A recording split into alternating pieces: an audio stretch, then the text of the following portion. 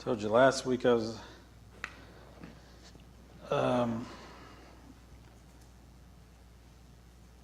give an overview of Revelations just to kind of,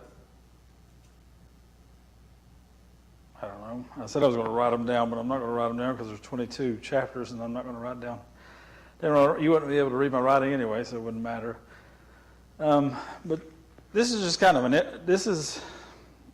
I just jotted these down at work today. I just went through the whole book of Revelations. And this is just kind of an overview. And I think it helps when you hear it, when you just hear like an overview of all the chapters. It just kind of helps put it into place. Because people are so scared of Revelations, and we shouldn't be scared of Revelations. It's when you keep it in context and keep what's going on, where it's going on. It's not as bad as people imagine it to be. But anyway, so chapter 1 is, of course, the intro, and then John's vision of the glorified Christ. It's when John first sees, Christ in his glorified form, and he falls at his feet as a dead man, it says. Chapters 2 and 3 are, of course, the letters to the 7 churches. And so it was letters of warning and affirmation to the 7 churches. Chapter 4 is John's vision of heaven. It's when John he finally gets taken to heaven. It's his first vision of heaven, and he's just describing it in chapter 4. Chapter 5 is the vision of the one. Can't even read my own writing. See, I definitely wouldn't be able to read it. Oh, it's the vision of the one worthy, meaning Christ, receiving the book. And so that whole chapter 5, is that scene where the angel is looking for someone worthy in heaven and in earth to open the book, and then Christ, the Lamb of God, comes through there and opens the book. And chapter 6 is the opening of the book, is the breaking of the seals by Christ himself. Chapter 7 is the sealing of the 144,000 and the worship in heaven because of this. So there's worship in heaven. It talks about the sealing and goes through 12,000 of each tribe. And then there's a breakout of worship in heaven it talks about. Chapters 8 and 9 is the 7 trumpets. So chapter 6, we open the 7 seals. Chapters 8 and 9 is the 7 trumpets. It's those judgments. Chapter 10, it's its own little chapter. It's kind of an odd book. We talked about it, or odd little chapter in the middle of these, and it's about that little book. And so don't give us much information on that. That's the only thing that might be a little confusing in Revelation, is that little book with the 7 thunders in it and everything else. And then chapter 11 is the 2 witnesses. That whole chapter is just devoted to those 2 witnesses that lived during the first 3.5 years, and then they're killed by the Antichrist at the beginning of the Great Tribulation, and then God raises them from the dead, and everybody on earth sees them. Chapter 12 is Israel's history and future. It gives you like a detailed account about, well, not a detailed account, but it just talks about, Rachel and her children and how they were being put to death, and she was weeping, and then it gives you that past to bring you up to the present, and then it gives you the future outlook of Israel. And that whole chapter is devoted to that. Chapter 13, if you remember, that's the introduction of the Antichrist, the false prophet, and the beast, and it also talks about the dragon, the devil. And so that's the first introduction we have of those 3 people anyway, the Antichrist, the false prophet, and the image of the beast. The dragon we was already familiar with. Chapter 14, it talks again about the 144,000. It talks about their reward. So their work is finally done. And so it's the reward of the 144,000. And it talks about God's judgment now going to be poured out. In other words, it's the reward of the 144,000 for all the work that they did in the first 3.5 years, and then now it's preparation for God's pending judgment on the Great Tribulation, because that's where we're at. We're getting ready to start that at the end of chapter 14. Chapter 15, John gives us another glimpse of heaven. So he gave us that first glimpse of heaven in chapter 4, and then chapter 15, he gives us another glimpse of heaven. That whole chapter is devoted to that, what it looked like and what John was seeing in heaven itself. Chapter 16, the 7 vials are poured out in the last 3.5 years. And so that's what we went over last week. That's the 7 vials, the 7 bowls of God's judgment and wrath poured upon the earth. It's going to be absolutely devastating and destructive like the world has never seen. It's going to wipe out most of the world and most of the world's population. Chapter 17, which is where we're at tonight, it's the destruction of Babylon. Chapter 18 is going right along with that. It's the angels' proclamation of the fall of Babylon and their praise for the fall of Babylon.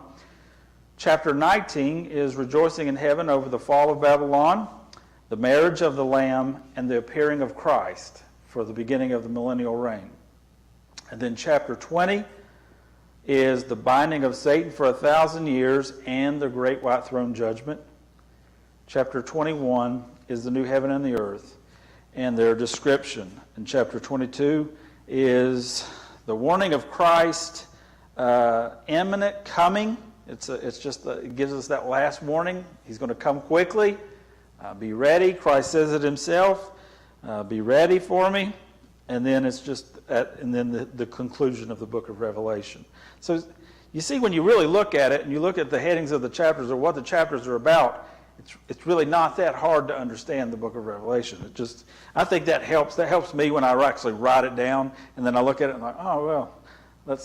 You can see how it kind of progresses and why it progresses that way. And so anyway, we're in chapter 17. I told you I'd do that, but I told you I'd write it down, but I did write it down, just not on the board. Chapter 17. And so 16, we've already went over the 7 vials, the 7 bowls of God's judgment poured out on the earth. And so 17 and 18 is kind of what occurred during that time. And that is the fall of Babylon. That God pouring his wrath out through these bowls and through these judgments upon the earth, he's destroying Babylon as well. That's the end goal of the whole tribulation period, is he's absolutely decimating and destroying great Babylon. And you say, what is Babylon? Well, we know what ancient Babylon is. Nebuchadnezzar and that great empire, it was a world empire at one time. They took Israel captive. So this new Babylon, people call this new Babylon, this ain't, it ain't talking about Nebuchadnezzar's Babylon, but it's talking about the same wicked system that ruled Babylon. And we'll see as it talks about those 7 mountains, I believe that's talking about 7 kingdoms that's been. And so like we have Babylon, Assyria, Media, Persia, Greece, Egypt, Rome. And so I think there was these major empires throughout the history that's had like the same spirit behind it. Because there's a God of this world. And God, the Father, allows that little God of this world, he allows him room to work, and room to move, and room to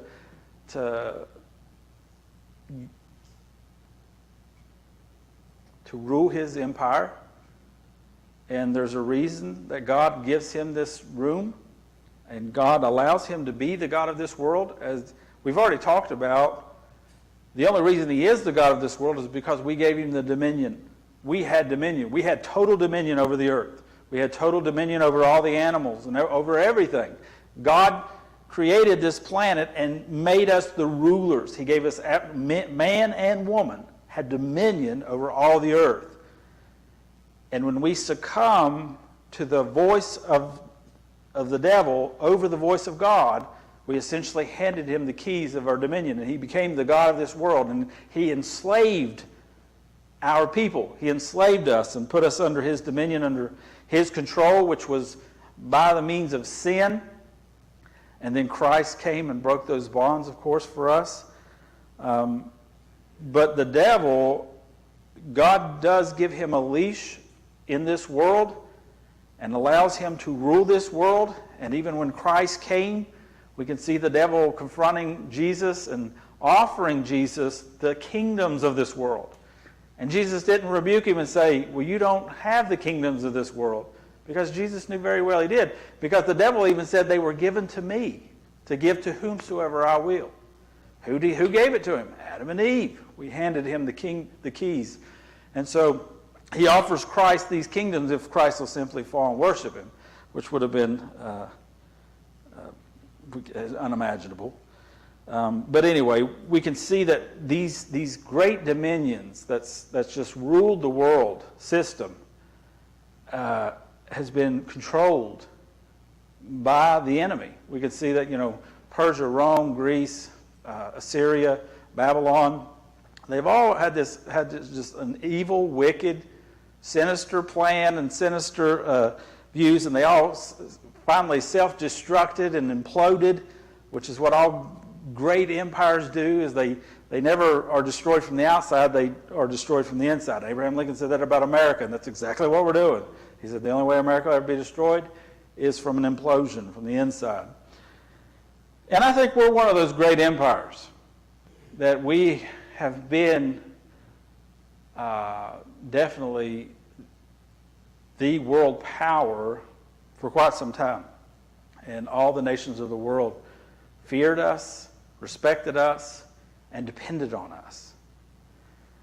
And we have put out no less, but probably a whole lot more evil than Rome, Greece, Assyria, Babylon, or Persia ever thought about.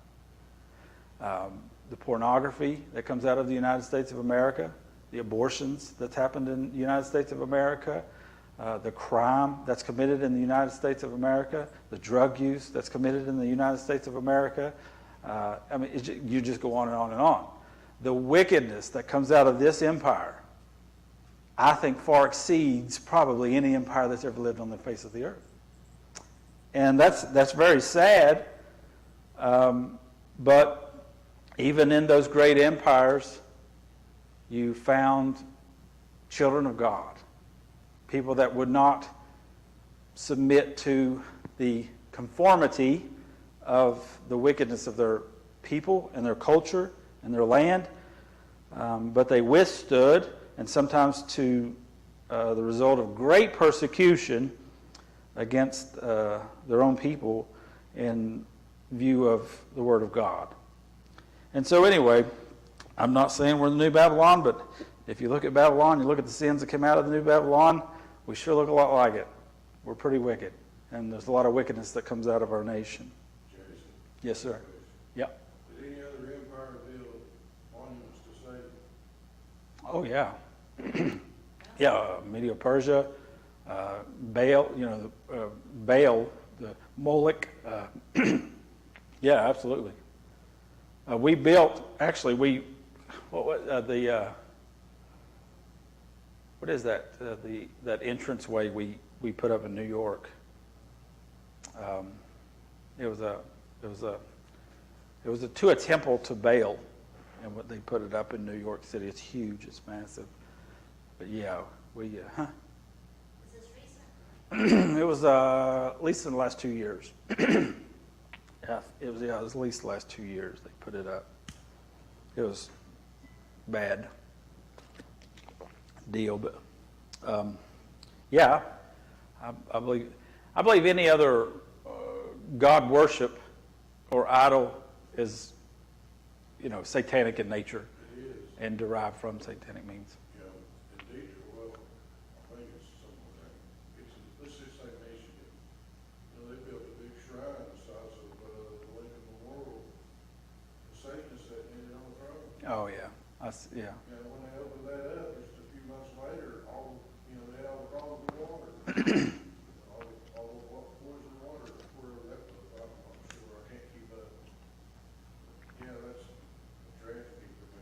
absolutely. And we endorse it, and we allow it to happen. Mm-hmm. The government could have stopped and said, no, we're not doing this, we're not doing anything. Yeah,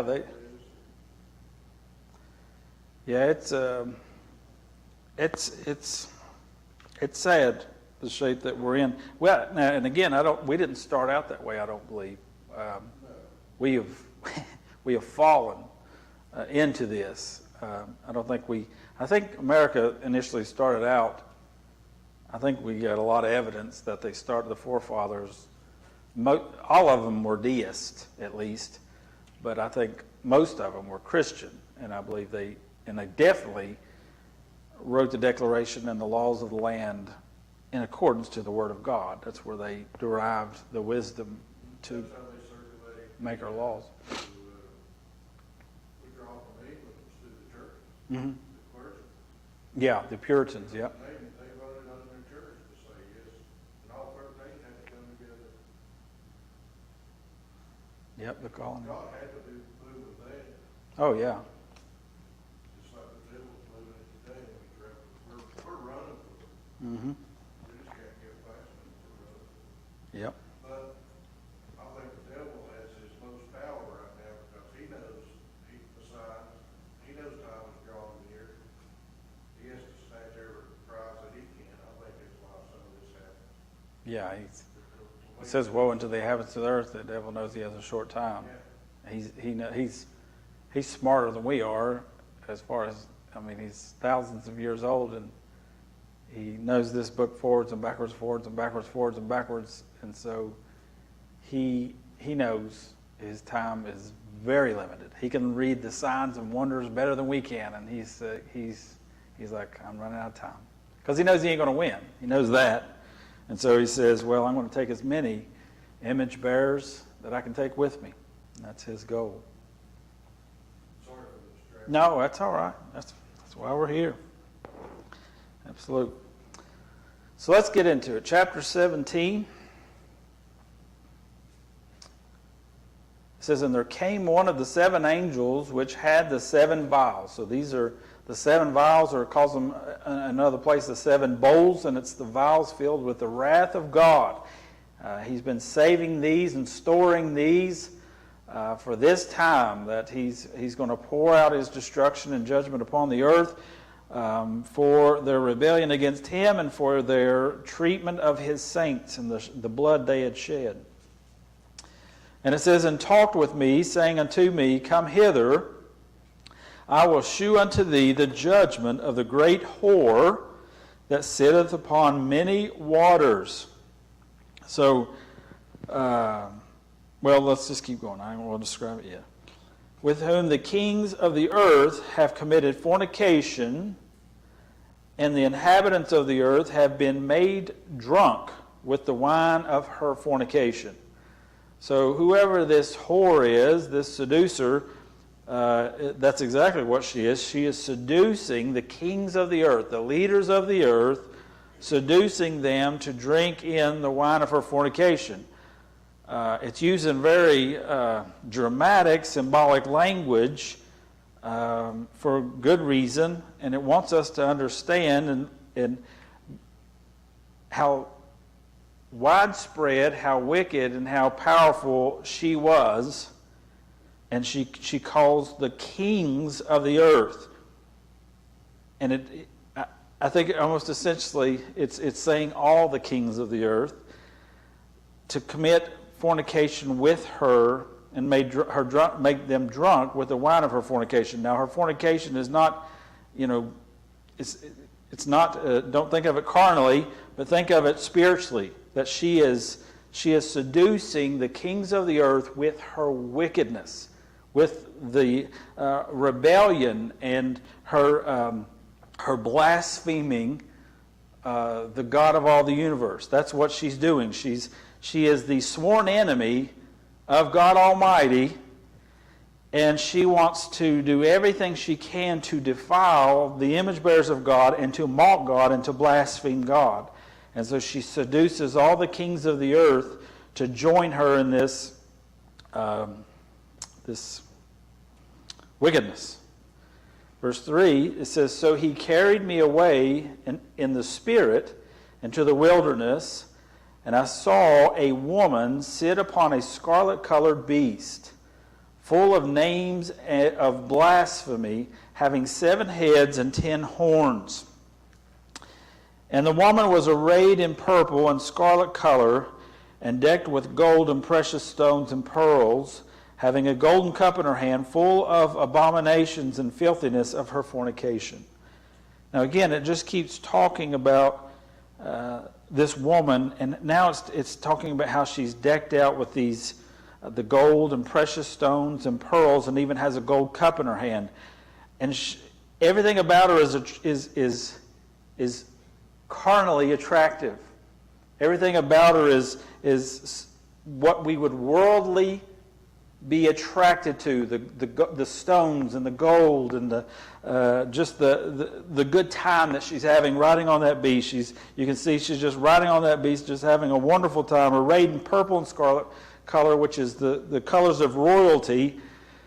And so everything is attractive to her, to us in our temporal realm. That's why we have to, as Christians, not look through temporal eyes and understand that the things that we're not to love the things of this world, and it doesn't end there, because everybody quotes that. We're not supposed to love the world, but it says don't love the world, neither the things that are in the world. That we're not to have any kind of loving attachments to the things of this world, because when people get attached to the things of this world, then they are not attached. They have to let go of something. You're going to either be attached to Christ and be looking at Christ and be longing for Christ and be desirous of Christ and be a follower of Christ, or you're going to be holding on to something here, and your attention and your desire is going to be on this thing. And so a lot of people want to hold on to both things, but it doesn't work. It'll stretch you and pull you apart. It'll take your eyes off of God. Yeah, Put your eyes on it, or it'll be between you and God. exactly. Your vision, truly what? Eyes on God. That's right. It's hard to follow God if you don't have your eyes on Him, because it's hard to stay on the path. Yeah, yep, you're exactly right. And so that we can't get focused on the things of this world, on these pretty stones and these temporal things, these temporal riches that are going to dissolve, because everything in this world is temporal. Everything in this world is going to dissolve. All the precious stones, all the things that we think are precious in this life, everything that is going to dissolve. But the things of God is eternal, so we got to be focused on the eternal and not on the temporal. But she is everything of the temporal. She's everything lavish, everything that's desirous to our flesh, the gold and the jewels and the good times, and all these kings of the earth and all the people of the earth have followed her hook, line, and sinker. And it says in verse 5, "And upon her forehead was a name written, Mystery Babylon, the Great, the mother of harlots and abominations of the earth." So it's this world system, this earthly, worldly, carnal wickedness that we see all over the world and all the nations of the world. There's just this taste, this disgusting wickedness and abomination, and this anti-God, anti-Christ theme. And she's been in every generation. She's been in every generation, and she has seduced many of the kingdoms, if not most of the kingdoms of the world. In verse 6 it says, "And I saw the woman drunken with the blood of the saints." So she has always had her mind set on the destruction of God's saints. And not just the saints of the Old Testament, but also it says, "and the blood of the martyrs of Jesus." So the New Testament saints as well. She's always been out to kill, to destroy, to wipe out God's chosen people. That's her enemy. God is her enemy. So his children are definitely her enemy. She can't do anything to God, so she'll do what she can to his people, his children. She'll destroy them while they're here. And it says, and when I saw her, I wondered with great admiration. And that's not a good admiration. John is just, he sees the power of her. He sees the extent of her influence. And it's in all of the world, and it's been in all of the ages, that mankind has always failed for her seducing trap. And she has destroyed them. She's not rewarded them. She's offered them rewards. It's the devil's. He presents these things, even sin to us today, even as Christians. He still presents sin. He tempts us through the desires of our flesh. He presents us with something it looks like this woman. It's beautiful. It's shiny. It looks like it's going to give us pleasure. It looks like it's going to give us some sort of fulfillment. But then when we take it, it's just like even the garden. When we take it, it is not fulfilling. It is destructive and painful and shameful. And so we're so slow of learning that even as Christians, we fall for this several times. We still fall for these ridiculous fake jewels that the devil puts in front of us. Verse 7, it says, and the angel said unto me, wherefore didst thou marvel? I will tell thee the mystery of the woman, and of the beast that carrieth her, which hath the 7 heads and 10 horns.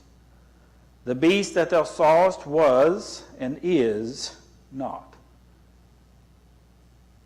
and shall ascend out of the bottomless pit, and go into perdition. You remember I told you perdition, the son of perdition. 2 men were the son of perdition. It means damnation.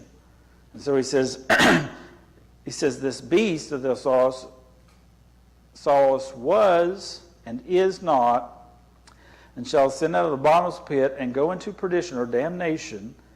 And they that dwell on the earth shall wonder, whose names were not written in the book of life, because those whose names are written in the book of life are not going to be deceived by him. They're going to see through him. They're going to see those fake jewels that he's proposing. They're going to see the devil right in him. It says, the book of life from the foundation of the world, when they behold the beast that was and is not and yet is. And we've talked about that too. What does that mean? This beast that was and is not, and yet is. And so he pulled that little stunt where that one beast that died, and then he came back to life again. So the Antichrist, he dies and then he comes back to life. And we talked about, what does that mean? How did that work? One thing we know for sure is his soul didn't leave his body and then come back into the body. The devil doesn't have that kind of power. What I've always believed happens with the Antichrist is that he dies, that it says he's damaged with the sword somehow, and then it's unto death, so he dies, and then he's resurrected. I don't believe that when he's resurrected that he's no longer a man. I think the devil comes into him. I think he's fully incarnate devil. I think the man's soul's already in hell. That's my opinion. That's what I think, because I don't think that the devil don't have the power to resurrect people, but he can animate a body. He can't animate a dead body, I believe. I do believe he does have that power, but he can't put a man's soul back into his body. And so if the Antichrist truly does die and then he truly does resurrect, I believe the resurrected person is not that same man. That soul of that man is already in hell or whatever. And so the devil is just animating that body to fulfill the task which he was using that person for to begin with. The devil has an agenda.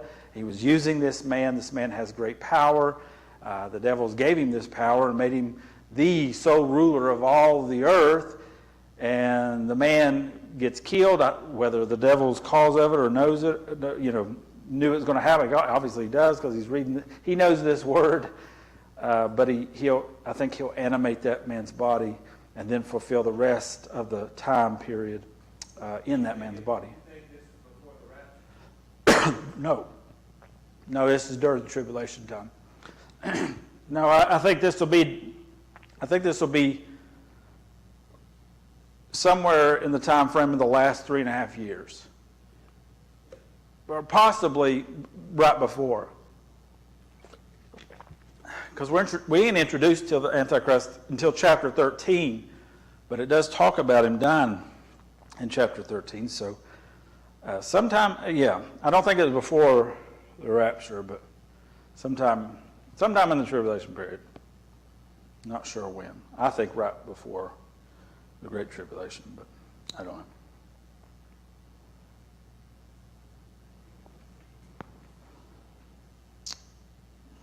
Did I finish 8?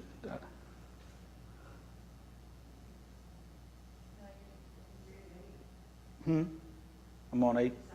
Okay. I did read 8? Yes. The whole book? Okay, yeah, so I'm on 9.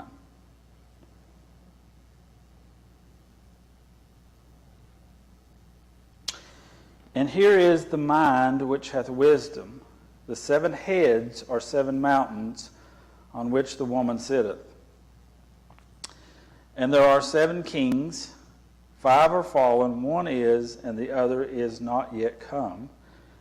And when he cometh, he must continue a short space. Okay, so this is where I believe. Again, this is not clear on this part of this that I find. But I believe the 7 mountains, again, are like 7 empires that's been ruled by the same dragon. And so it says there's 7 kings, 5 are fallen. And I believe that was the Egypt, Syria, Babylonian, Medo-Persia, and Greek. Now this is just my opinion. And then it says, and 1 has not yet come, or 1 is. When John wrote this and delivered this to the churches, the 7 churches, who was in control of the world? Who was in control? Rome. So again, I think the one that is Rome, and the other is not yet to come. In other words, there's a future world kingdom that was going to come. And when he cometh, he will continue a short space, so that I think that last kingdom before the Antichrist, that one that's going to continue a short space, he's going to bring the nations together in preparation for the Antichrist. And maybe he gets assassinated or who knows what, but it says he's only going to be a short space, but he is going to be a world kingdom. He's going to bring the kingdoms, he's going to rule some way. And again, I kind of think that he is going to be just doing this in preparation for the Antichrist just to walk in. Because the Antichrist is going to have just that much time to work. And you can imagine, he's got less than 7 years. He's got less than 7 years to build himself up and rule the whole world. So you can imagine, that's not a lot of time. Adolf Hitler, he tried to, failed miserably, and he had like 15 years to do it. This guy's going to have a way shorter amount of time. So there's going to have to be things already set into position for him just kind of to walk into it.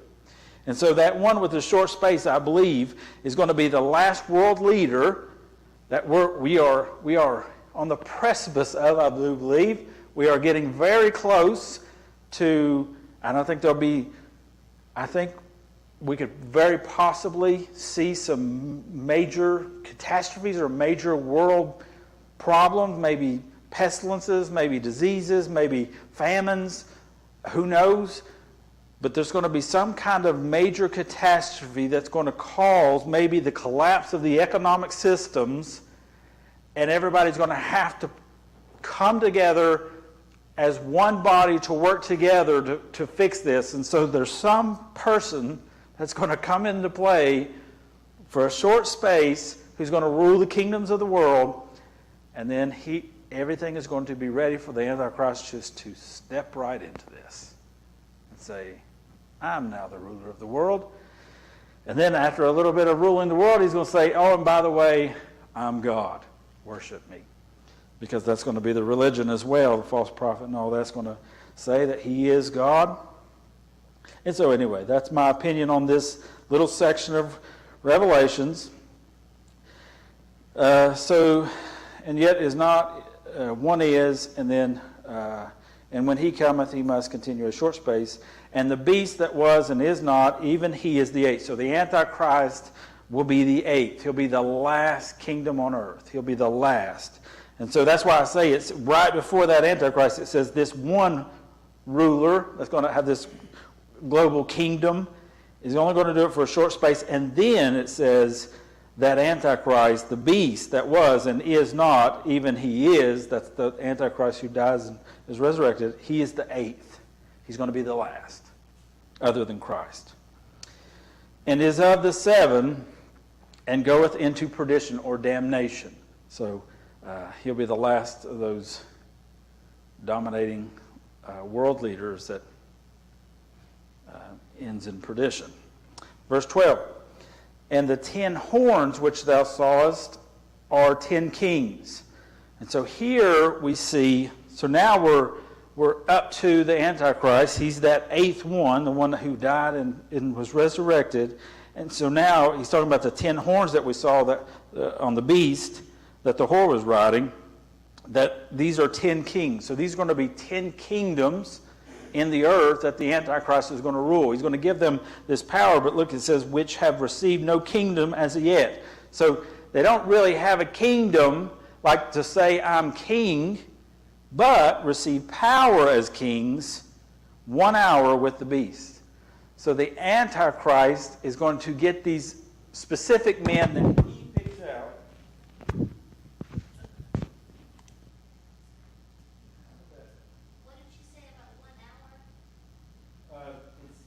That's what it says right there. Kings 1 hour with the beast. Oh, At the end of the verse there.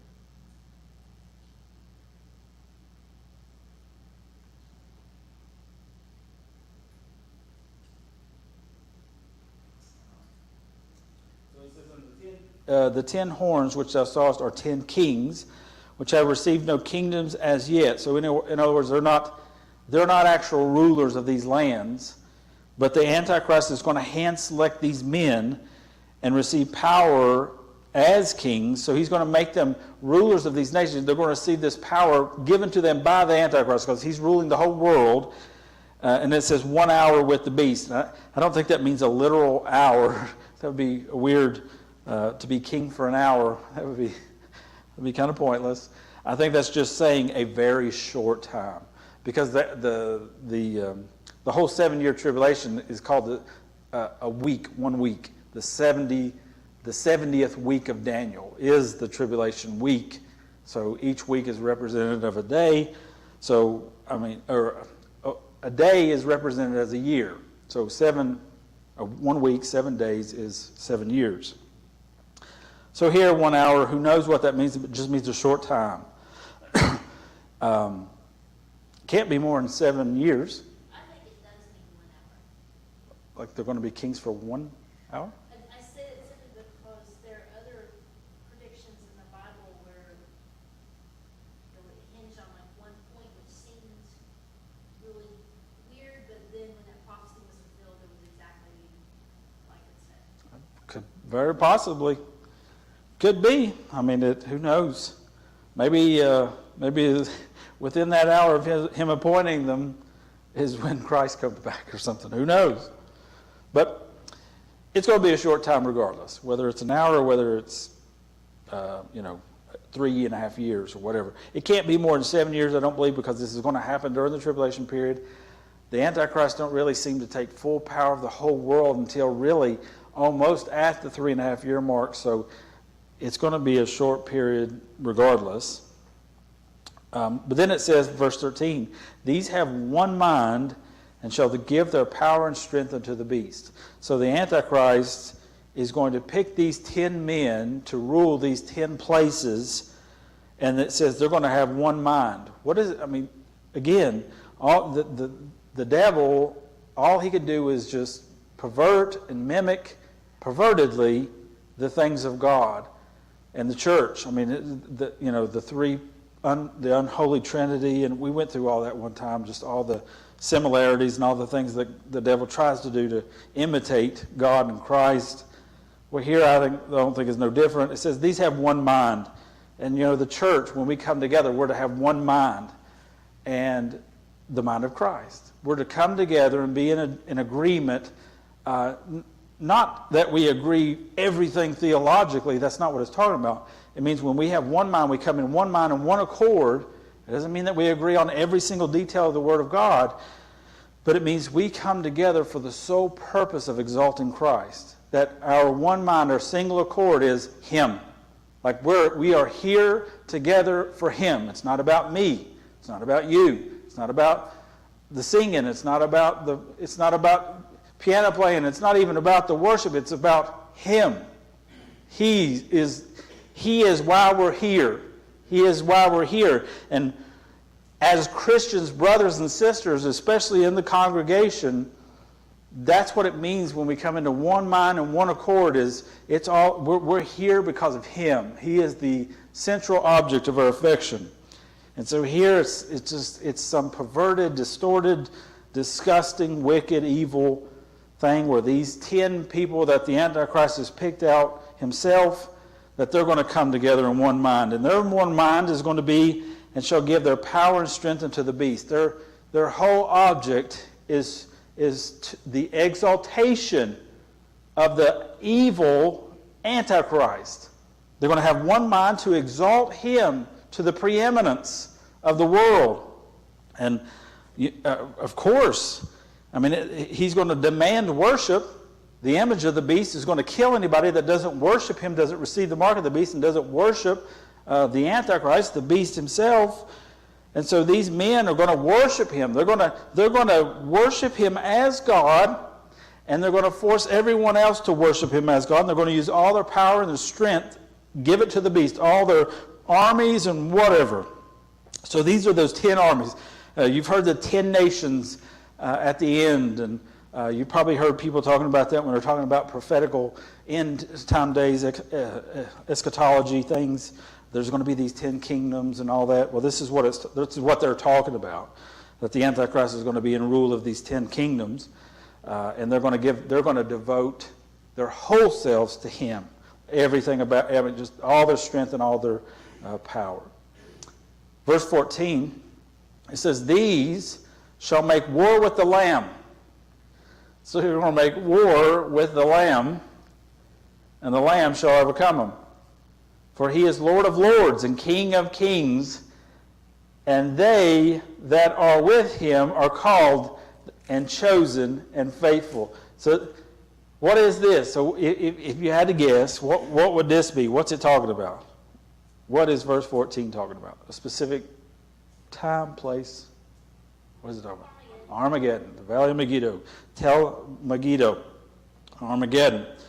And so this is, again, we've already talked about how God is going to absolutely, utterly destroy the kingdom, bring them to their knees, the kingdoms of the world, through all those vials. And then we see, like, in the last legs, the Antichrist is going to pull these 10 kings together. He's going to pull this massive army together. It's a 100 million man army. That's amazing in itself, because right now China could do it. But you think about after this, after the devastation of 7 years, especially the last 3.5 years, there can't be that many people on this planet. There can't, there's 8 billion people now. Who knows how many is going to be raptured when Christ comes back? And then for all 7 years, you're going to, half the population dead, half the population dead, a third of the population dead. It just keeps dropping.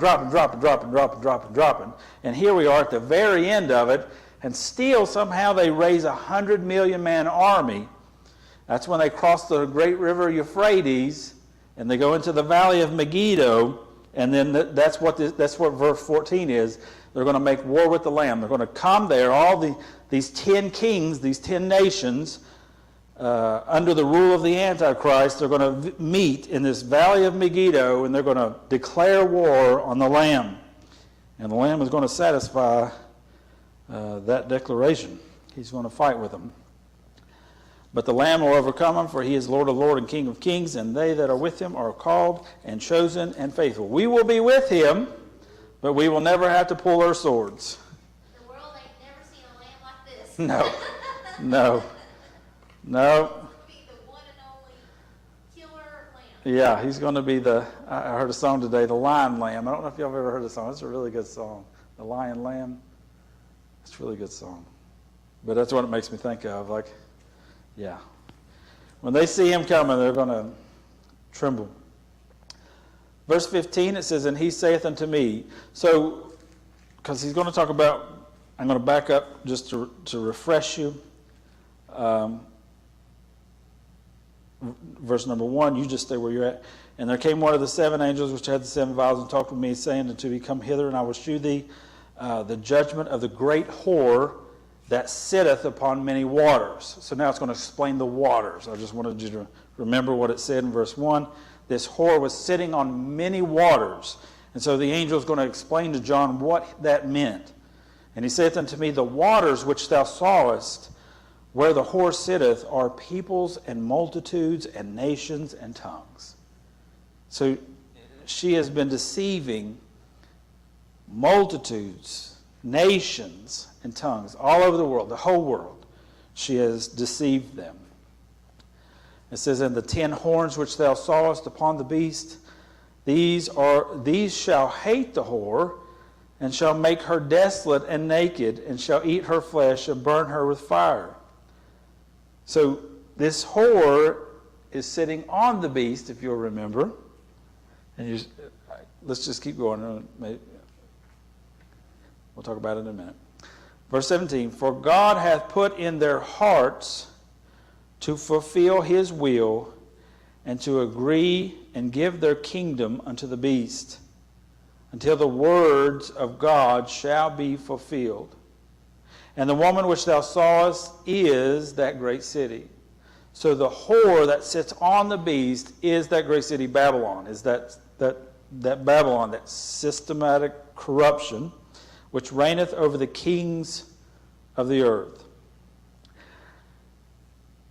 So those 10 kingdoms that were the 10 horns of the beast, the 10 horns upon the beast, they're going to turn on that city.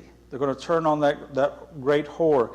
And it's going to explain it more in chapter 18, so I'm not going to get too much into it. But because 17 and 18 really are 2 chapters that go together. They're both about the same thing and about the same judgment. One of them is chapter 17 is really telling us what was fulfilled during 16 in Babylon as far as John's point of view, and then 18 will be the declaration of the angels telling about it. So anyway, so the 10 horns, that's the 10 kingdoms that's ruled by the beast, that are completely and totally committed to the beast. They're going to hate the whore. They're going to hate the great city Babylon, and they're going to turn on the city. And they're going to make her desolate and naked, and shall eat her flesh and burn her with fire. For God hath put in their hearts, to fulfill his will, and to agree, and give their kingdom unto the beast, until the words of God shall be fulfilled. That's pretty powerful right there, and it's something that really should fill us with so much confidence in our God that even the wicked, even the absolute wicked that are in absolute rebellion to God, have a hatred for God, that God can still, whenever he pleases, control their hearts and cause them to fulfill his will. God is sovereign over everything. For us, For us to fear any nation, for us to fear any demon, for us to fear anything is if we could see eternity, if we could see the God that we serve, if we could see the God that lives in us and understand He is in control of everything. There is absolutely not one thing for us to have any fear of, to have any lack of peace of, that the threats, Russia, China may come here. You know, there may be World War III.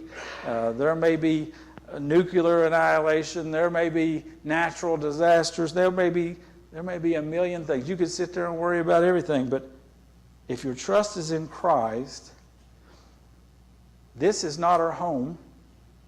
We're just pilgrims passing through. We're not even supposed to be comfortable here. We're not supposed to make ourselves at home here. We're not supposed to love this place or the things of this place. We're just passing through to our eternal home. And so when we got our eyes on Christ and we read things like this and understand that even the wicked, when God so chooses, just like Pharaoh, he told Pharaoh, I have put you in this position for this day to glorify me.